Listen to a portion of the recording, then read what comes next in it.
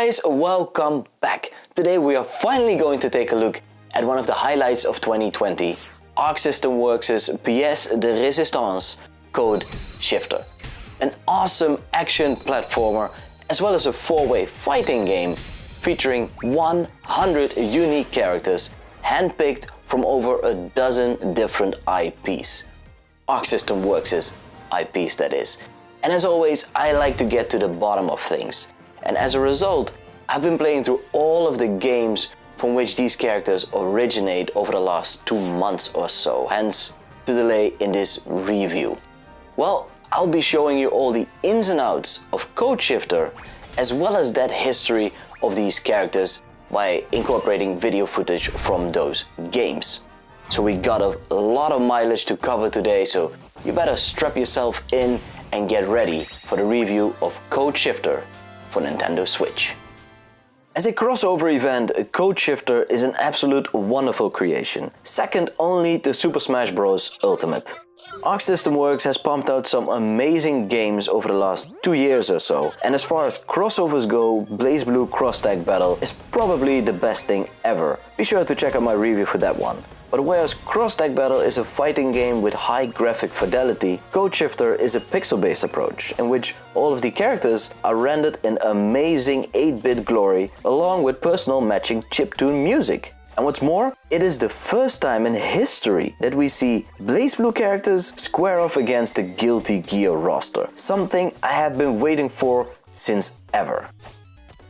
Code Shifter is basically 2 games in one, a free-for-all 4-player beat-em-up or fighting game and an action platformer. Let's start out with the latter.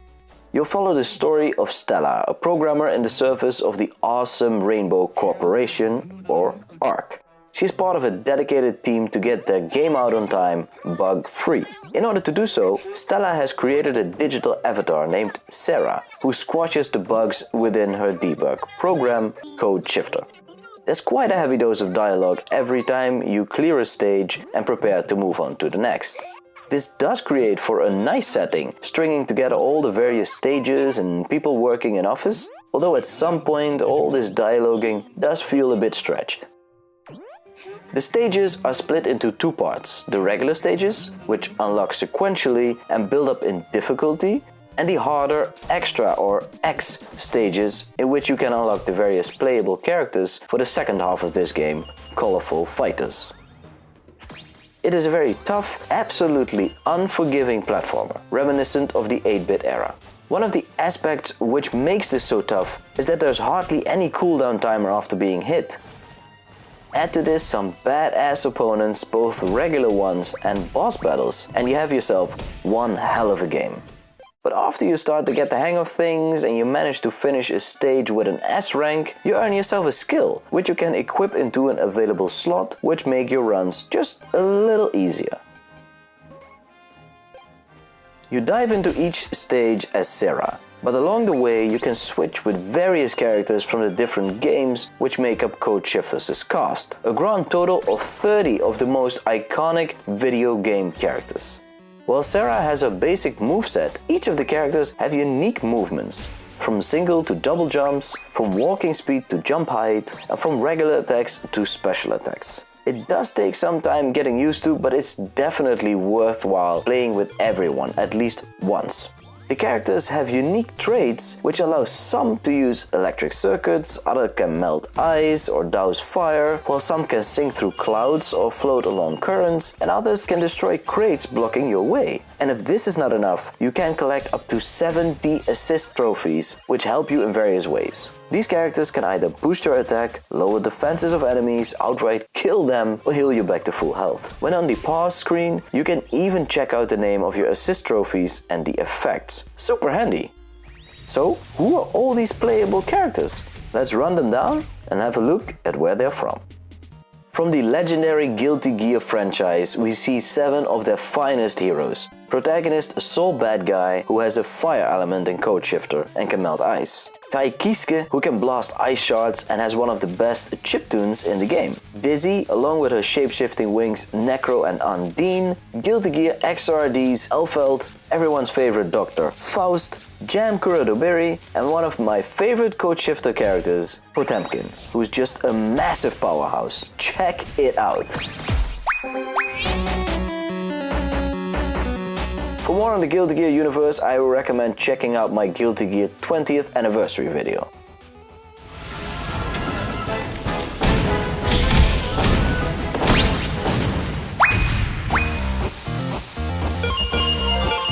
Next up is one of my favorite series, BlazBlue. Once more we see 7 heroes join the fray. Burning as ever protagonist Ragna The Bloodedge, his brother Jin Kisaragi cold as ice, honorable Noel Vermilion, secretive Rachel Alucard, treacherous Hazama, Professor Kokonoe, and quick as a cat Jubei, legendary hero who has this unique attack pattern. If you're looking to get into the BlazBlue universe, which I can highly recommend, check out my review for the BlazBlue Central Fiction Special Edition, one of the best fighting games ever made. And then we arrive at one of the most iconic video game series ever, Kunio-Kun. I have recently reviewed the Double Dragon and Kunio-Kun Retro Brawler bundle, an absolute must-buy. In Code Shifter, we see an appearance of protagonist Kunio and his once rival, now bestie, Ricky. Kunio's music is perhaps the coolest in this game.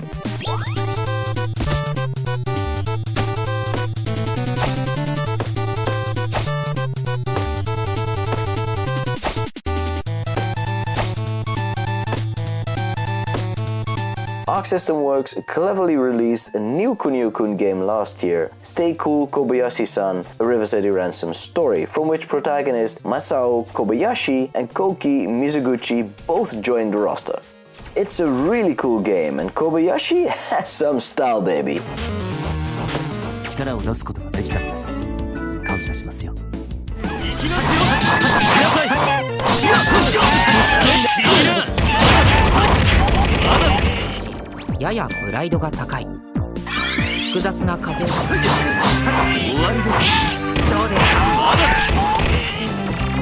But hold on, there's more from the Kunio-Kun universe. WayForward Technologies partnered with Arc System Works to create a unique Kunio-Kun game, River City Girls, in which the protagonists are in fact Kunio and Ricky's girlfriends, Misako and Kyoko. That night, I decided I would get my revenge. I'm still working my way through this title, but I absolutely adore this game.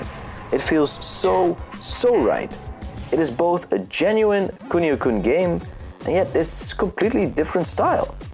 And Misako and Kyoko, they absolutely kick ass. It's a bit of a shame though that in Code Shifter they're partnered as one character. But then again, it makes them quite unique in the roster.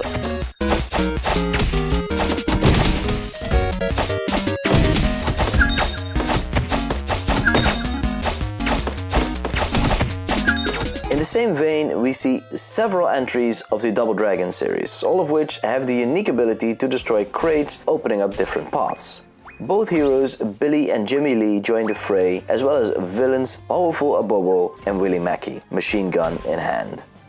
Although the Lee brothers are as iconic as ever, Abobo is actually one of my favorites. Gotta love his power and reach, baby. Check it out.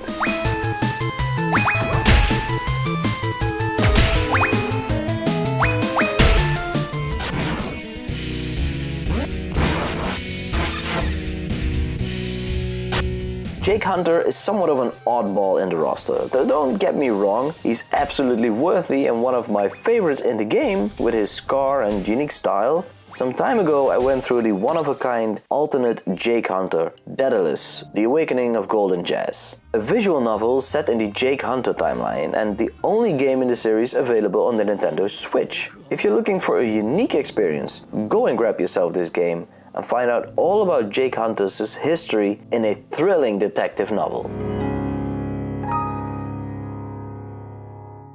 One of the most addictive games on the Switch is a little something called Of Mice and Sand, a tactical survival puzzler which came out some time ago. In this game, you command a bunch of mice operating desert ships, wheeling and dealing their way through the desert, fighting off monsters and making money while doing so. And guess what? This desert ship you're looking at is one of the coolest characters in CodeShifter, rolling along with some chill desert music.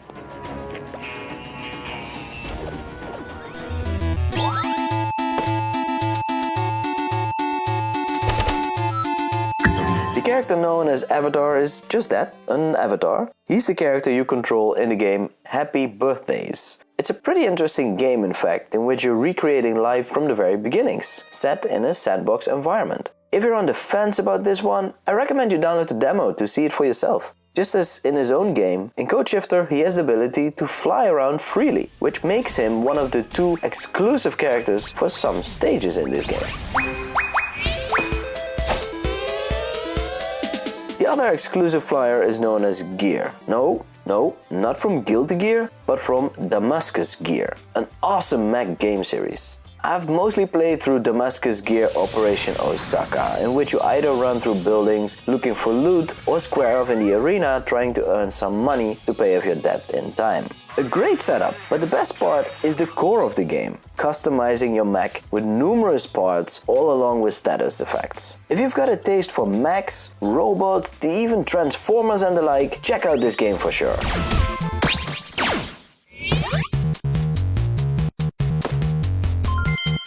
A character you might not know is actually one of the best in this game, called Explorer. He has an awesome lightning attack, which can keep your opponents at a safe distance. He can attack with a bow and arrow, and he has a very pointy sword. He can even float along the currents, and he has a great chiptune. Check it out!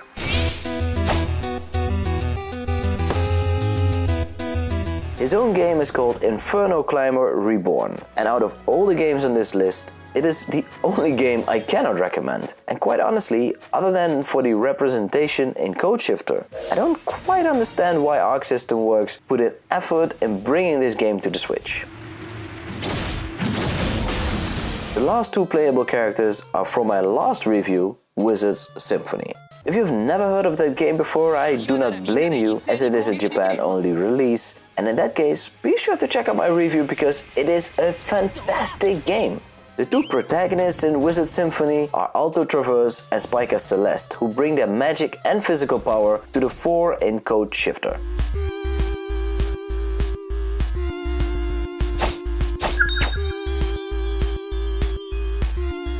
As you progress through the X stages and slowly unlock all of these 30 iconic characters, which took me just about 15 hours or so, you can duke it out with your friends or face off against the CPU in the second gameplay mode, Colorful Fighters.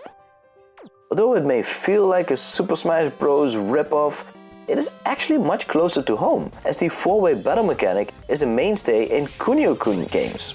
In fact, both the classic fighting legend as well as the awesomely designed new Kunio-Kun game River City Melee-Mac, which you're looking at right now by the way and is a personal favorite of mine, employ this mechanic. Simply choose your preferred battle mode, stock or score, pick one of the heroes and enter a chaotic yet crazily fun-filled fight. While the story mode has enough replay value for gaining better rankings or trying your luck at higher difficulties, Colorful Fighter is probably the mode which will have you play with your friends for hours on end using any of your favorite Arc System Works characters.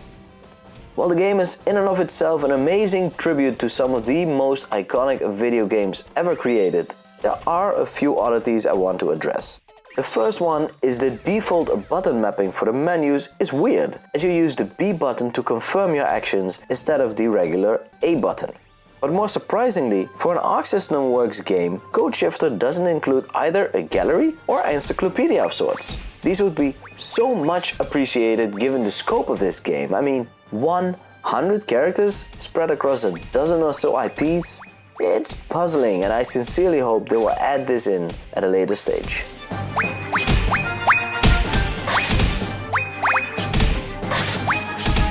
Well guys, that's a wrap. CodeShifter for Nintendo Switch, an awesome action platformer on the one hand, a 4-way frantic fighting game on the other, and in between 100 unique video game characters from the stables of Arc System Works, ensuring dozens of hours of entertainment.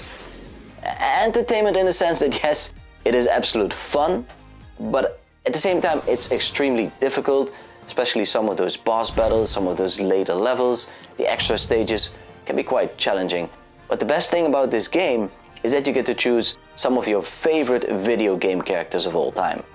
In fact, one of the first things which I did after clearing some stages was choose Ragna The Bloodedge, my favorite hero in the BlazBlue universe, and challenge the protagonist of the Guilty Gear universe, Sol Badguy. What can I say? I'm a BlazBlue fan, and I sure showed him. And of course, I've been putting a lot of time in this game playing as Kunio-Kun. He's my man. The Kunio-Kun games are awesome, and in this game, he's carried over very well. Awesome chiptune music, and his moveset is super good. One of the best things actually in this game is most likely you won't recognize all of the characters. If you do, awesome, amazing. That means you've been probably playing quite a few games too many. But if you don't, dig in the character history of these guys. Go browse the internet, play some of those games. In fact, that's the very reason why this review didn't come out just on time when games release, as I've been playing way too many games, but making sure to cover a complete and comprehensive history for you guys in this Codeshifter review. Let me know in the comment section down below if you're interested in this title, if you're planning on picking this one up or giving this one a pass. I am interested in your opinion. And as always, if you have enjoyed this review, if you think it was helpful, be sure to hit that like button, subscribe to the channel if you're new here. We're growing quite fast the last few weeks, and I will see you next time.